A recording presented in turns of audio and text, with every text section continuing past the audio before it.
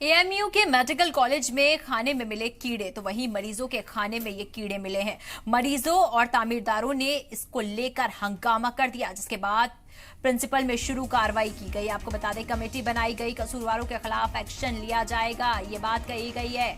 मरीजों के खाने में कीड़े मिले। देखिए, मरीज पहले से ही बीमारी के चलते अस्पताल में एडमिट होते हैं और उसके बाद जब उन्हें एडमिट कर दिया जाता है तो वो अस्पताल के खाने के सहारे ही चलते हैं।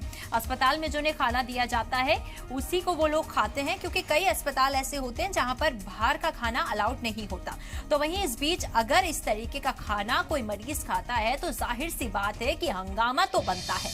तो वहीं मरीजों के खाने में कीड़े मिले, जिसके बाद ये हंगामा देखने को मिला। देखिए, अगर कोई मरीज होता है तो अस्पताल इंतजामिया का ये फर्ज बनता है कि उसको हाइजीनिक तरीके से खाना सर्व किया जाए, पर मरीजों के खाने में अगर इस तरीके से कीड़े मिले और तीमारदार भी वही खाना खाने पे मजबूर हो जाएं, तो उस बीच ये हंगामे की शक्ल में जो तस्वीरें आती हैं वो हैरान करने वाली नहीं है। पर हाँ, जो ये खाना मरीजों को खिलाया जा रहा था उसमें कीड़ा आना हैरान करने वाली बात है।